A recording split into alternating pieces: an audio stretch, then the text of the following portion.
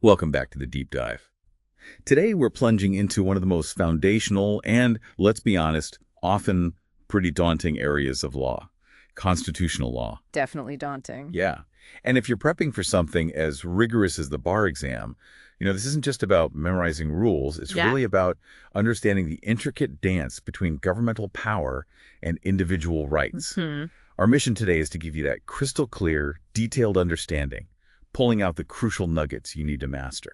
It's really fascinating how these concepts, which can seem separate, are actually so deeply interconnected. They really form the framework of our entire legal system. Right. Our goal for you today is to distill not just what the rules are, but the underlying principles, the really crucial exceptions, and maybe the practical applications you'll need to confidently tackle those complex essays and multiple choice questions. Yeah, the essays especially. Exactly. So we're going to systematically explore everything from the powers of each branch of government to the, profound protections of individual liberties, making sure you grasp the nuances that truly make a difference. Think of this as your strategic blueprint for navigating the whole constitutional landscape. We'll guide you through the territory, highlight the common pitfalls, those little traps they set, and reveal how all these essential pieces fit together to create a cohesive whole. Let's start right at the bedrock, with the very foundation of our judicial system. Judicial power, Chapter 1. Okay, our journey begins with judicial power, outlined in Chapter 1. When we consider the very blueprint for this power, we have to start with Article 3 of the Constitution. What exactly does it set up for us, and what's its fundamental reach? Article 3 is absolutely the starting point for understanding federal judicial power. It explicitly establishes the Supreme Court, right? And then it grants Congress the authority to create other federal courts, the lower ones. Right, the inferior courts. Exactly. But this also means Congress holds a significant check. It can actually limit the jurisdiction of those lower federal courts. That's important. Okay. But a crucial overarching principle is that federal judicial power is confined to actual cases and controversies. Cases and controversies. That sounds like legal jargon, but it's important. It is. It's fundamental. It's a guardrail. Federal courts, they're not there to issue advisory opinions or to engage in hypothetical legal debates. Their role is to resolve real, concrete legal disputes between actual parties. So if it has to be a real case or controversy, what specific kinds of disputes actually fall within this limited yet vital scope? What are we talking about? Well, the Constitution lays out the specific types pretty precisely. It covers cases arising under the U.S. Constitution itself, federal laws, and federal treaties. That's a big chunk right there. Federal question jurisdiction. Right.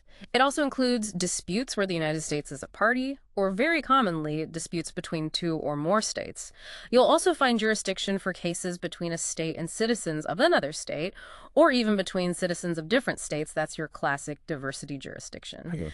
And finally, it extends to situations between citizens of the same state claiming lands under grants of different states, or even international disputes involving a state or its citizens and foreign states, citizens or subjects. These really define the lanes in which federal courts can operate. Now, Article 3 is quite specific about these enumerated powers. But, as we know from history, the judiciary's authority has, grown beyond just what's explicitly written down. This brings us to the really fascinating concept of unenumerated powers, particularly judicial review. How did the judiciary assert this monumental authority if it's not explicitly in the text? Yeah, you're touching on one of the most significant developments in American constitutional history. While it's not expressly written in the Constitution, the power of judicial review, the authority to declare an act by another branch of government unconstitutional, was, firmly established by the Supreme Court itself. In Marbury, right? In the landmark 1803 case of Marbury v. Madison. Exactly. And this wasn't just about federal laws. Federal courts also review the constitutionality of decisions from a state's highest court. And crucially, under the Supremacy Clause, they ensure that all state actions conform with the U.S. Constitution. So the judiciary effectively became the final arbiter of what the Constitution means. That power to review laws and actions certainly sounds expansive, but of course there have to be limitations on judicial power. One of the most significant jurisdictional hurdles for federal courts involves the 11th Amendment and the concept of sovereign immunity. What does the 11th Amendment actually prevent? The 11th Amendment is a powerful shield for states, no doubt. It broadly prohibits citizens of one state from suing another state in federal court. More comprehensively, it immunized states, and this is key, not local governments like cities or counties, from being sued in federal court for money damages or even for equitable relief unless specific exceptions apply. So no suing New York in federal court if you're from New Jersey, generally. Generally, yeah. And it also bars suits in federal court against state officials for alleged violations of state law. So it's really designed to protect state treasuries and state sovereignty from federal judicial oversight in many circumstances. That's a formidable protection for states. But, as with almost any rule in law, there are always exceptions, right? When can a state still find itself in federal court, despite the 11th Amendment's protections? Absolutely. There are several critical carve-outs you need to know. First, a state can simply consent to being sued in federal court. They can waive their immunity. Okay, that makes sense. Second, and this is often tested, is the ability to sue state officials for prospective injunctive or declaratory relief to stop them from violating federal law in the future. So you can't get past damages, but you can stop the bad behavior going forward. Exactly. You can get an order telling an official to stop an ongoing unconstitutional practice. Third, suits for damages that would be paid by the state officers themselves, personally, rather than from the state treasury, are generally permitted. And finally, Congress can explicitly override state immunity if it's acting to enforce rights guaranteed by the 13th, 14th, and 15th Amendments, the Civil War Amendments. The enforcement power. Right. These amendments gave Congress specific powers to combat discrimination and protect civil rights, and this power can trump state immunity. It's also worth noting, sort of beyond the 11th Amendment, the broader common law principle of sovereign immunity generally prevents citizens from suing their own state in either state or federal court without the state's consent. This just reinforces the idea of states as sovereign entities. So, if a case can actually be heard in federal court, how does it then climb the ladder to reach the Supreme Court? There are two primary paths, but one is clearly the dominant one, right? That's right. The Supreme Court has both original jurisdiction and appellate jurisdiction. Original jurisdiction means the case starts and is heard directly in the Supreme Court. This is very narrow, and it can't be expanded or limited by Congress. It applies mainly where a state is a party or the case involves ambassadors, public ministers, or consuls. These are, as you can imagine, exceedingly rare. Yeah, not the everyday stuff. Not at all. So, for the vast majority of cases we hear about, they're coming through the appellate route. What does that typically look like? The overwhelming majority arrive through appellate jurisdiction, primarily by certiorari, which is essentially discretionary review. Cert, the big one. Exactly. The court chooses which cases it wants to hear from the thousands of petitions it receives each year. A very small percentage are actually granted cert. There used to be a path by direct appeal that was mandatory in certain narrow circumstances, but those provisions have largely been eliminated now. So for your purposes, when you think Supreme Court appellate review, you should be thinking certiorari. This next concept is consistently crucial for bar exam questions and often trips people up. Adequate and independent state grounds, or AISG. When is the Supreme Court effectively barred from reviewing a state court decision, even if that decision touches on a federal issue? This doctrine is absolutely fundamental to federalism. The U.S. Supreme Court cannot review a final judgment from a state court if that judgment rests on adequate and independent state grounds. Okay, break that down. Adequate and independent. Right. Adequate means the state law itself fully resolves the issues, and a decision by the Supreme Court on any federal issue in the case wouldn't actually change the ultimate outcome. It would basically be an advisory opinion at that point. Makes sense. And independent means the state court's ruling isn't based on or intertwined with an interpretation of federal law. If the state court decision relied on federal law to reach its conclusion, then it's not independent, and the Supreme Court could potentially review the federal question. So the state ruling has to stand completely on its own state law feet. Precisely. The core reason for this doctrine is to respect the autonomy of state judicial systems and ensure the Supreme Court isn't issuing rulings that won't actually affect the outcome of the case. It's about efficiency and, frankly, judicial restraint. That makes perfect sense for maintaining the balance. Now let's shift from what kind of cases courts can hear to who can actually bring a claim and when it's appropriate for the judiciary to get involved. This is all encapsulated in the concept of justiciability. Justiciability is the gateway. It refers to a series of doctrines that determine whether a federal court has the authority and sort of the fitness to hear a case.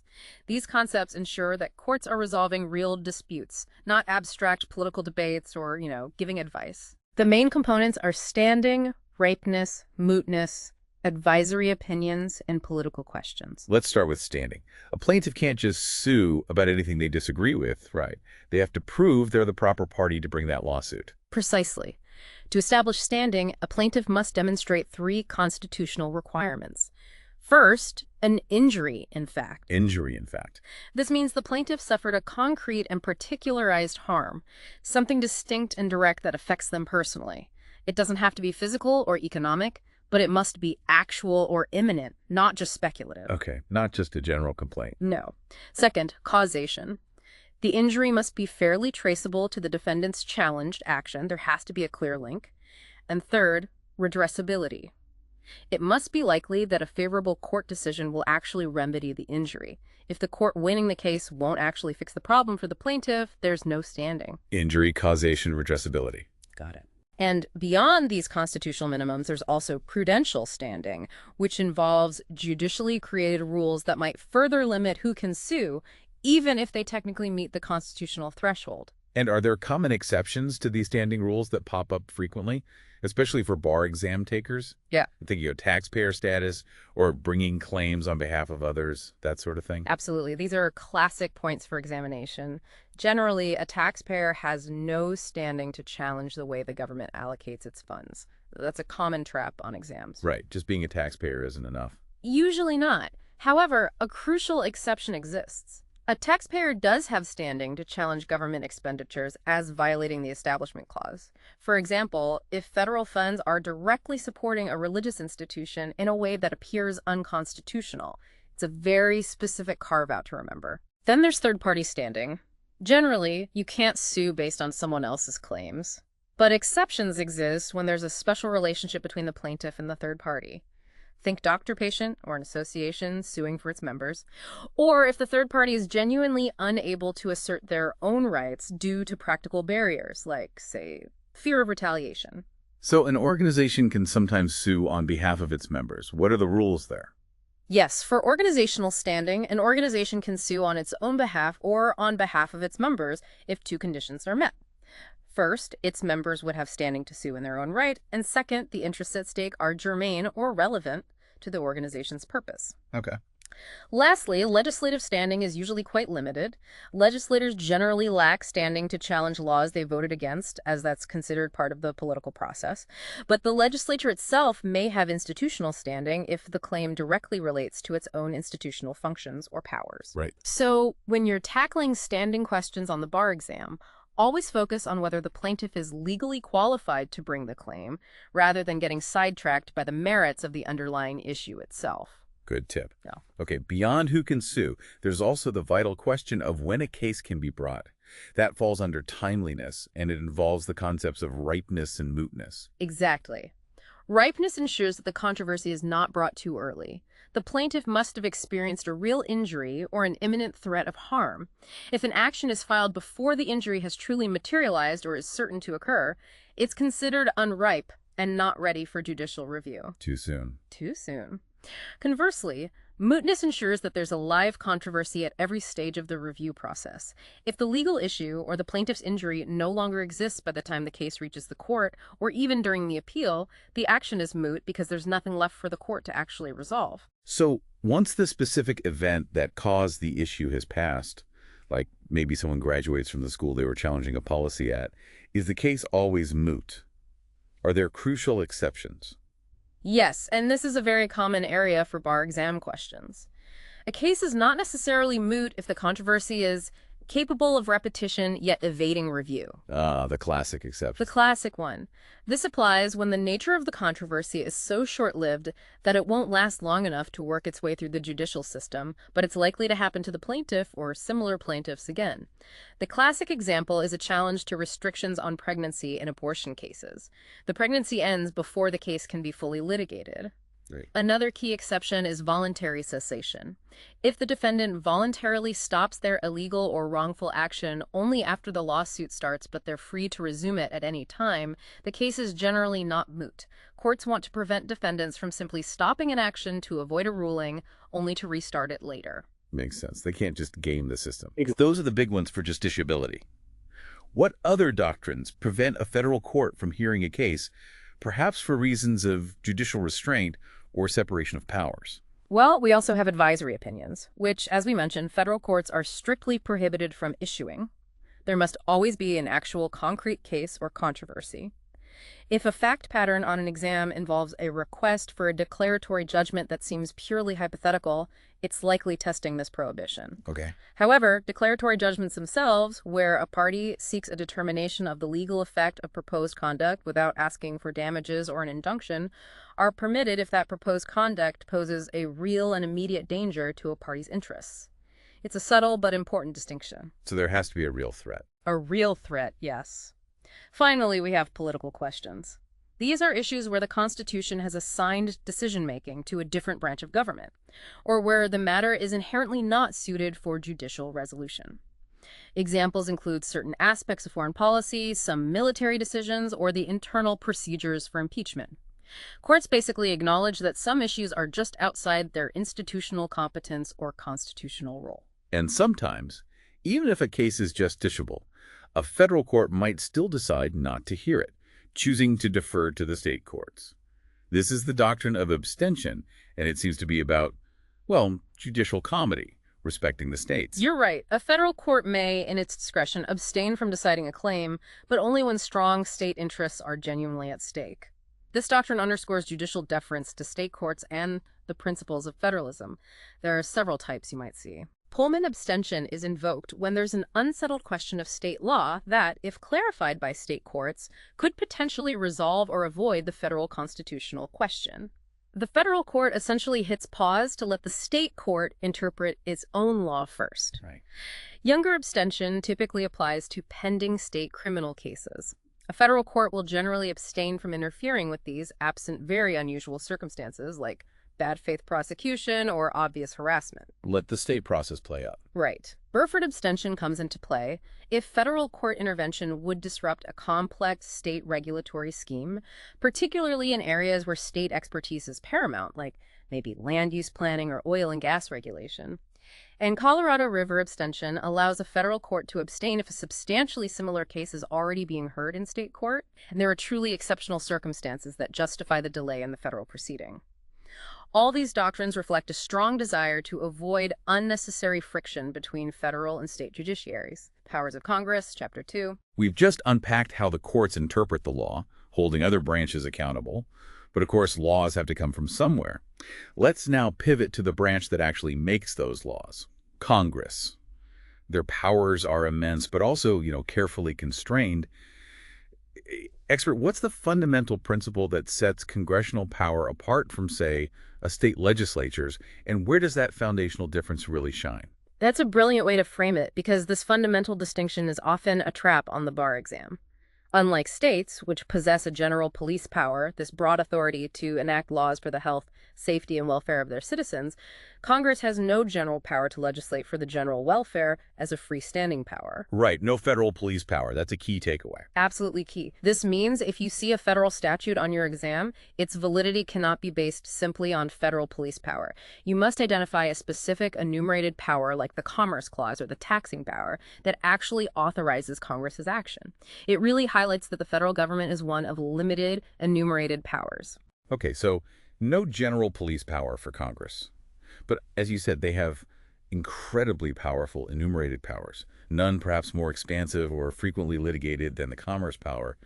What exactly can Congress regulate under the Commerce Clause? It seems to cover a lot. It does.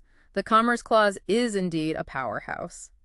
Congress has the authority to regulate three broad categories of activities or things. First, the channels of interstate commerce. Think of the pathways themselves, like highways, navigable waterways, air routes, or even the internet. The roads, the rivers, the wires. Exactly. Second, the instrumentalities of interstate commerce, which are the people, machines, and modes of transport used in commerce, like planes, trains, automobiles, and the individuals operating or using them. And third, and this is where the power becomes truly vast, Congress can regulate intrastate activities that substantially affect interstate commerce. That substantially affects part sounds like it could encompass almost anything. How far does that stretch in practice? Can Congress really regulate a local activity just because it might have some tiny ripple effect? It stretches quite far, especially for economic activities. This includes intrastate activities that might seem to have no direct individual economic impact, as long as there's a rational basis for concluding that the total incidence of that activity, meaning its aggregate effect across many individuals, substantially affects interstate commerce. The aggregation principle. The aggregation principle, exactly. It's a game changer. For example, if enough people engage in a seemingly local activity, like growing a small amount of wheat just for personal consumption, that was the Wickard case, the aggregate effect on the national wheat market allows Congress to regulate it. It's why almost any economic activity, no matter how small or local it seems, can potentially fall under federal sway, making it an incredibly powerful tool for Congress when it comes to economic regulation. Wow. However, there are crucial limitations, especially recently. Congress has limited power to regulate purely non-economic intrastate activity. And crucially, the court has said Congress cannot mandate that individuals not engaged in commercial activities engage in such activities. Oh, the ACA individual mandate issue, right? Precisely. The Supreme Court struck down the individual mandate under the Commerce Clause, saying Congress couldn't compel people into commerce just to regulate them. They upheld it under the taxing power, but not commerce. That distinction regarding economic versus non-economic activity and compelling activity is really important. Now let's move to another powerful financial tool for Congress, the taxation and spending power. How broad is their ability to tax and spend for the general welfare? The taxing power is remarkably broad.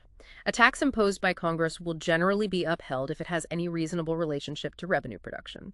Even if it looks like a penalty, if it produces some revenue, it's likely okay. And the General Welfare Clause, in the context of taxation, grants Congress plenary power, meaning complete authority, to impose taxes to raise revenue for any public purpose, not just to support its other specific enumerated powers. So they can tax for pretty much any reason if it raises money. Pretty much. As for the spending power, Congress has the power to spend for the general welfare again, for any public purpose.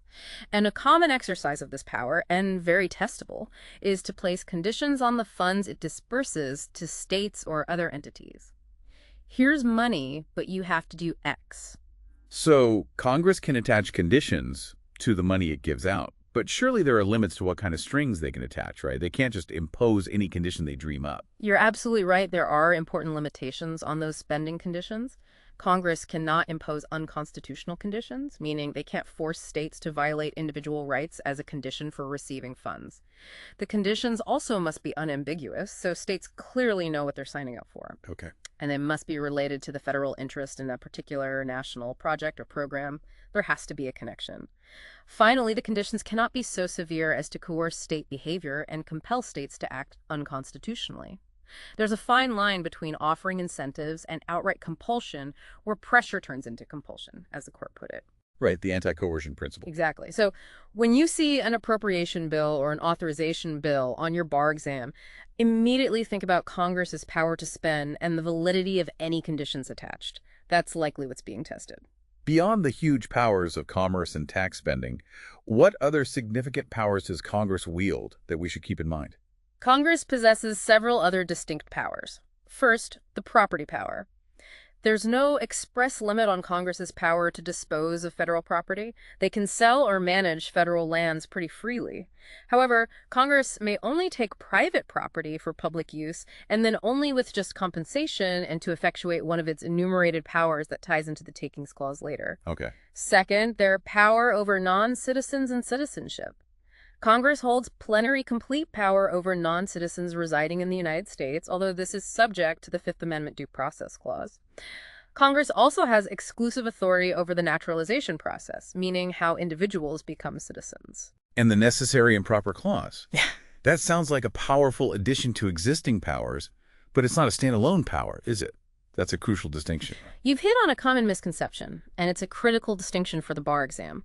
The necessary and proper clause grants Congress the power to enact any legislation that is necessary and proper to execute any authority granted to any branch of the federal government. So it's very broad in scope, allowing Congress to choose the means to carry out in other powers. But here's the crucial point. It is not an independent source of power. It cannot stand alone as a justification for congressional action. It must always carry into effect another enumerated power. It's an auxiliary power, a helper power, allowing Congress to effectively implement its other granted powers, but it doesn't create new ones out of thin air. Got it. Has to hook on to something else. Exactly. Finally, what about the powers Congress gained from the post-Civil War amendments, the 13th, 14th, and 15th Amendments? These seem to be primarily about enforcement. They absolutely are about enforcement, specifically aiming to eliminate discrimination and protect civil rights. The 13th Amendment, which outlawed slavery, gives Congress the power to adopt legislation rationally related to eliminating racial discrimination, the badges and incidents of slavery. Uniquely, this is the only amendment that authorizes Congress to regulate purely private conduct. That's a big one. It is. The 14th Amendment, with its equal protection and due process clauses, permits Congress to pass legislation to enforce, and this is a vital distinction the court has emphasized, not to expand or create new equal protection and due process rights. Congress's power here is fundamentally remedial, meant to address state violations of those rights. So they can fix problems but not redefine the rights themselves. That's the idea, though the line can be blurry. And the 15th Amendment prohibits state and federal governments from denying any citizen the right to vote based on race, color, or previous condition of servitude, again granting Congress enforcement power to ensure this right.